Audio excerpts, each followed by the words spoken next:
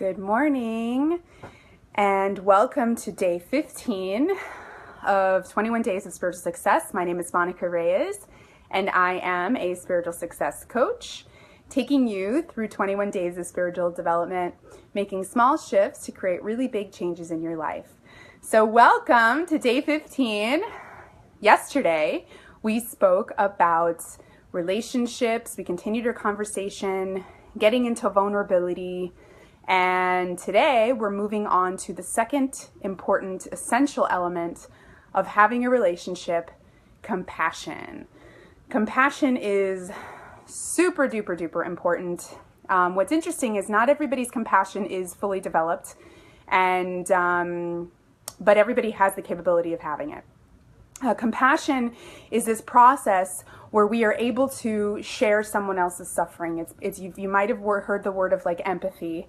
And so you are able to step into this person's shoes, feel their pain, and also want their suffering to end, just as they would like their own suffering to end, just as if you want your own suffering to end. And that's one thing that we all have in common is we don't like to suffer, right? But we all share this sense of suffering. And suffering doesn't have to be like the suffering of poverty, but it can be frustration. It can be, it can be levels. There are levels of suffering.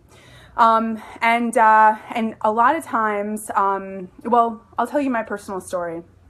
So for me, when I experienced my own trauma in my life, that was one of the gifts that I got was compassion, was this compassion because I had felt pain and because I had gone through something like that. I'm now able to, and I think I've always kind of had it, but it really hyper developed my compassion, my empathy skills, to the point now where I can really step into somebody's shoes. I can see from their eyes, I can feel their pain, I can feel their suffering and really feel it as if I am them.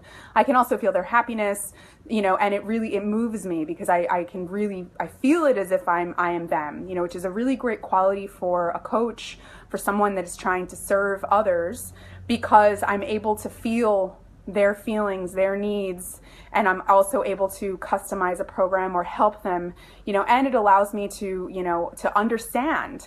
We have a lot of lack of or miscommunication because of the lack of understanding of where somebody is. Judgment comes from this place as well, anger, hatred. So I'm going to get into compassion today and tell you why do we want to be compassionate, what the benefits of compassion are, and how to develop more compassion in your life. So there are some physical benefits from compassion. There's scientific studies where you get 100% more DHEA. It's the hormone that counteracts the aging process. And it's 23% less cortisol, which is the stress hormone. For a business owner, they've done studies as well where when you lead teams and you teach compassion, or when the leader is compassionate, it forms much deeper social bonds. The people, the employees, the teams, the culture is super tight. That you see that they start to really care deeply about each other.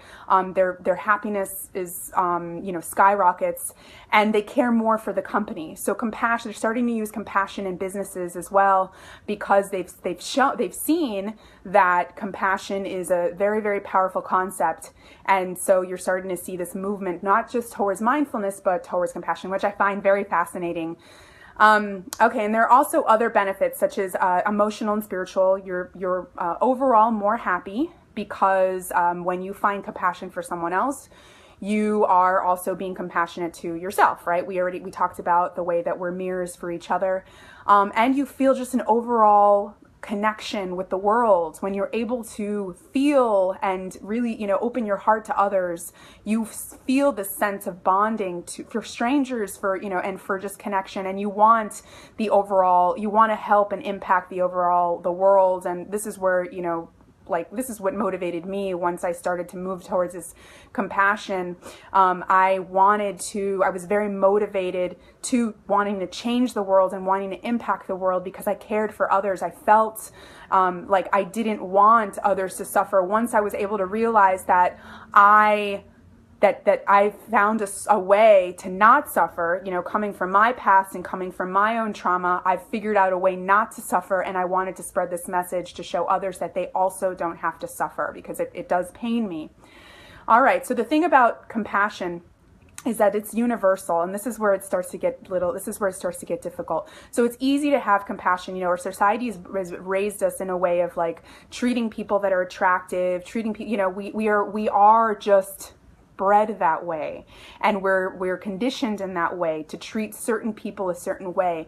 But true compassion comes when when somebody's mistreated you and you're still compassionate to them, or maybe somebody doesn't fit the ideal profile and you're still compassionate. Maybe they're disabled, maybe somebody that you might normally have judged. And just think about when you're a kid, how sometimes kids can be cruel, and how this separation, the smelly, stinky, weird kids are in a corner while the cool, aesthetically pleasing kids are in this corner. So it's finding compassion for everybody and seeing everybody as one, because that is really the truth, and realizing that everybody is a divine human being and nobody wants to suffer, and feeling this sort of feeling of like, I don't want you to suffer either.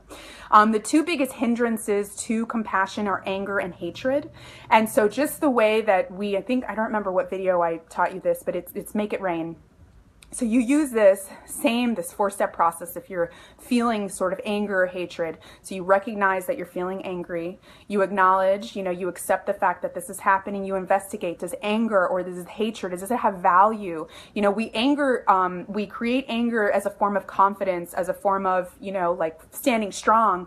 But in this specific scenario, is anger really am I getting my true power? Is this a source of power for me? And then once realizing that most likely not, detaching yourself from that anger and realizing that it's no longer, it's some form of emotional outburst or some sort of emotional reaction that no longer serves you, and in fact you can replace it with something like compassion or kindness. All right, so how do we have more compassion? So the simple answer to this is see something from somebody else's perspective.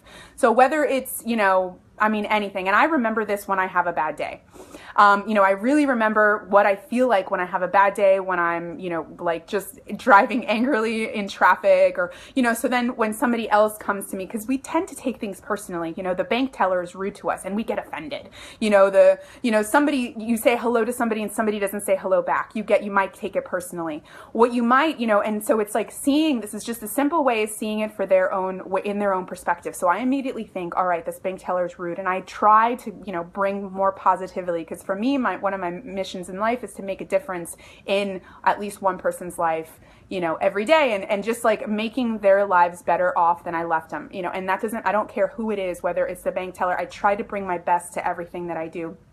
So to the bank teller that's rude, I think about, what if her boyfriend broke up with her today? What if her father just died? That's the thing about life, is we don't know the path. We don't know what's happened to them. And, you don't get that sort of information when you are just on that, sort of like temporary relationship. You don't get that information right off the bat. You don't know. You most likely, you're not going to know.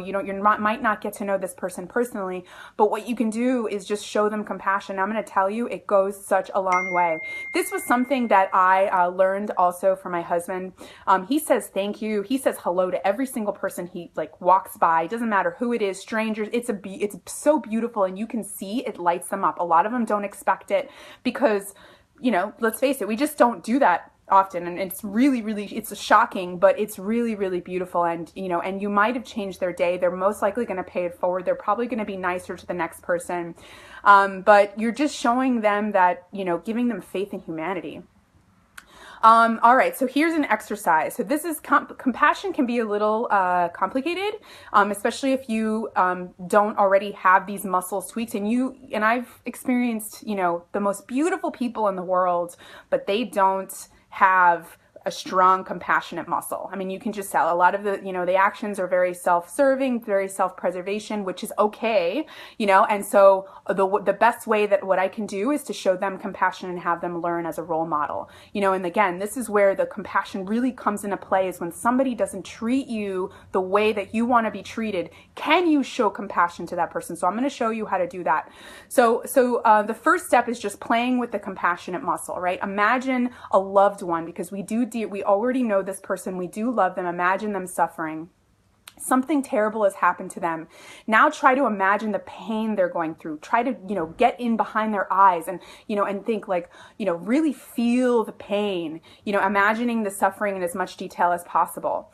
And now from that point, try moving on to somebody that but isn't a loved one, isn't close to you, but you still kind of know. And you start to kind of travel, and this is where the process is. It's starting with a loved one, then starting with somebody we don't know. And later on, we're going to go to somebody that we absolutely don't know and most likely has mistreated you.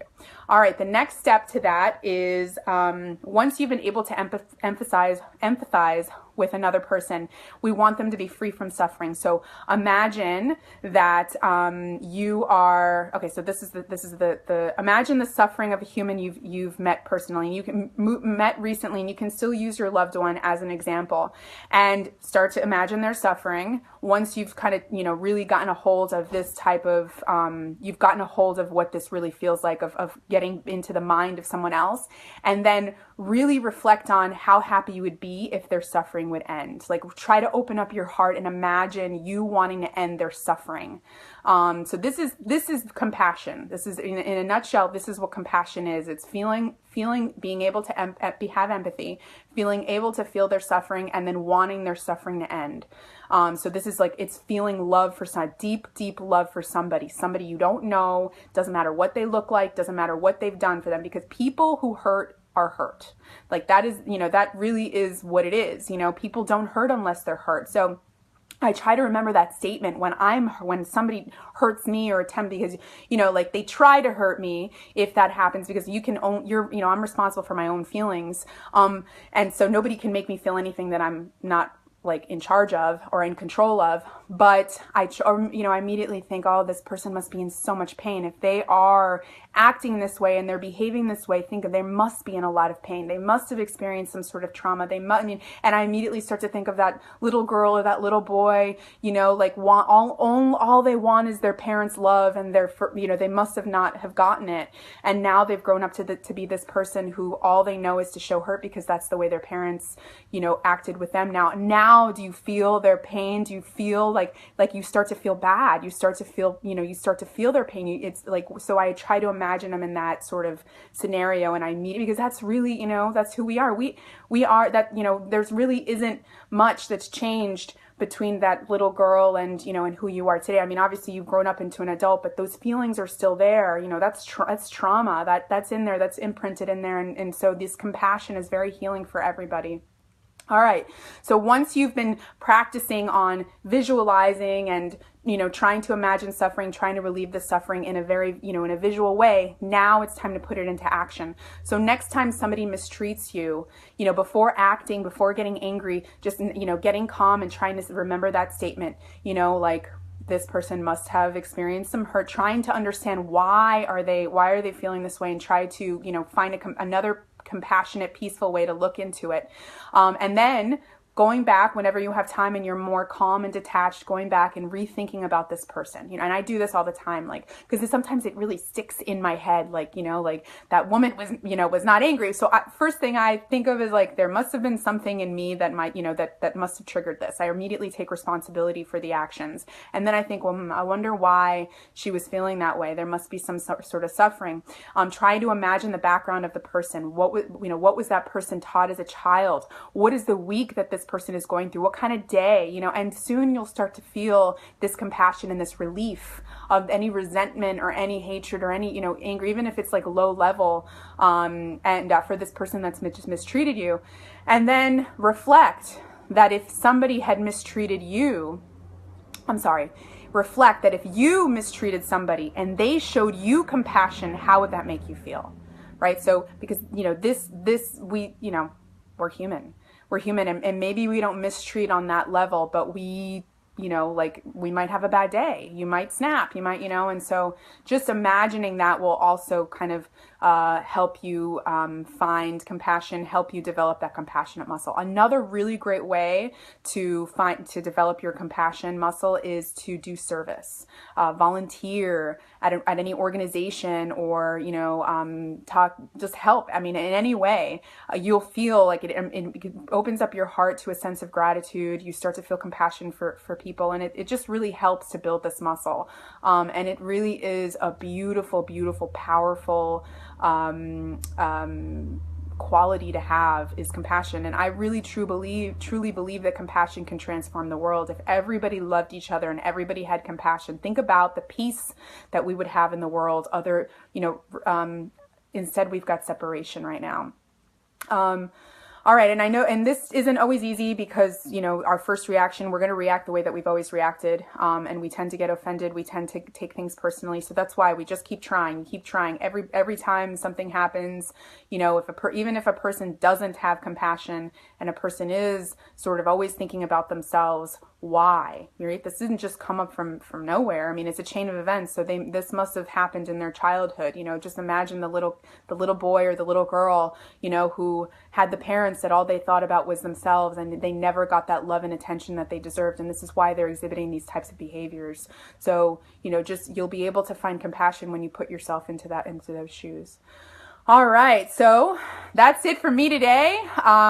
This is a really, really important and beautiful topic, and I really, really, truly love this topic, because it's really just been so incredibly powerful in my own life, and just in the lives of, obviously others. And it's really it's beautiful once you're able to really develop this, and it really is very helpful in so many ways. And even in business, like marketing, I mean, is all about empathy, right? So you got to get into the target market, the client's shoes. You want to know what kind of message they want to hear. I mean, really, empathy is super powerful. And you can build, communities, and can build connection, and build deeper bonds when we love each other. So tomorrow we're going to talk about forgiveness, another very, very powerful. I'm excited about this one. This is probably more powerful than the other two. I've seen it firsthand on how the power of forgiveness works, and I'll tell you all about it. I'll give you some tools on how to bring more reconciliation and forgiveness in your own life. And yeah, that's it. So thank you so much for joining me. Thank you so much for joining me and committing to your own spiritual growth. It all starts with you. You want shifts, you want to change others, you want to change the world. Really, it starts with you, and it's just a ripple effect, because you become this role model, you become this leader, and people will start to heal all around you. It's really a beautiful transformation. And as I mentioned, I have a group. The group is actually starting August 16th, Spiritual Success Journey. If you're interested, it's a 6-month program. It's each month builds on a theme, and it's devoted. It's basically covering the entire human experience. So really excited about it. The last group that went through it was really transformational, life-changing, and so I've made some tweaks and some additions, and so I'm going to be doing this. It's going to be a much more of a massive scale. So all right, so I will see you all tomorrow, and have a beautiful, beautiful day. Thank you.